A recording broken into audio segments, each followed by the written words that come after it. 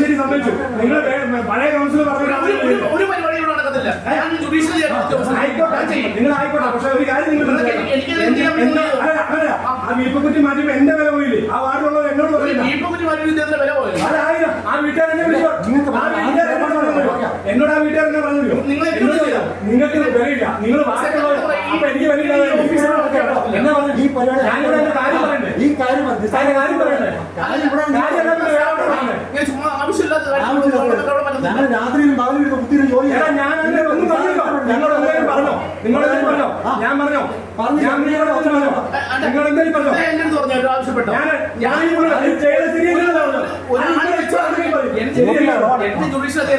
അത് ശരിയല്ല പറഞ്ഞത്.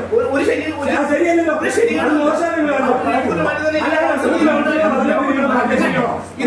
ഇവിടെ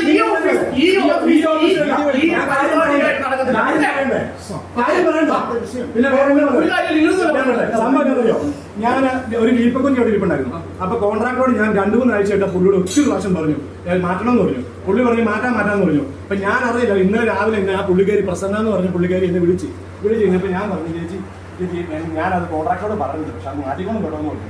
അത് കഴിഞ്ഞപ്പോഴേക്കും ബിന്ദു മണി പുള്ളിക്കാരനെ വിളിച്ചു. മുൻ കൗൺസിലർ ബിന്ദു മണി പുള്ളിയെ വിളിച്ചു. പുള്ളി വിളിച്ച് പറഞ്ഞപ്പോളെ സാധനം എടുത്ത് മാറ്റി. അപ്പോൾ അവൻ എന്നെ വിളിച്ച് എന്നെ പറഞ്ഞില്ല. എന്നോട് ചൂടായി പറഞ്ഞോ നിങ്ങൾക്ക് വിലയില്ല, ഞങ്ങൾ പറയുന്നവരോട് പറഞ്ഞിട്ടുണ്ടെന്ന് എന്നോട് പറയില്ല. അപ്പൊ എനിക്ക് നാളെ അപ്പൊ പുള്ളിക്ക് എന്നോട് പറയാൻ പറ്റില്ല. ബന്ധുവിനെ വിളിച്ചു പറയണ്ടേ? ഒരു മര്യാദയില്ലേ? പിന്നെ പറയേണ്ടവരടുത്ത് തന്നെ പറഞ്ഞത്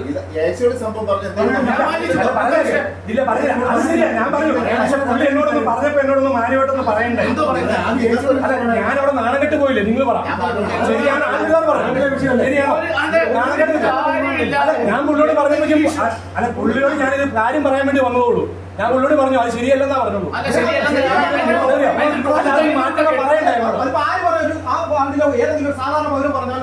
അല്ല അങ്ങനെ സാധാരണ ഇവരുടെ നമ്പർ കിട്ടത്തില്ല.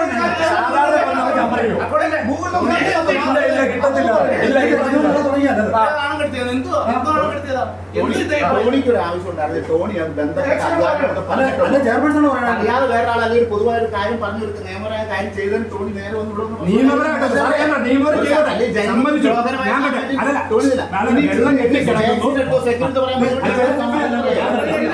സെക്രട്ടറി ഇതിവിടെ നടക്കത്തില്ല. ഈ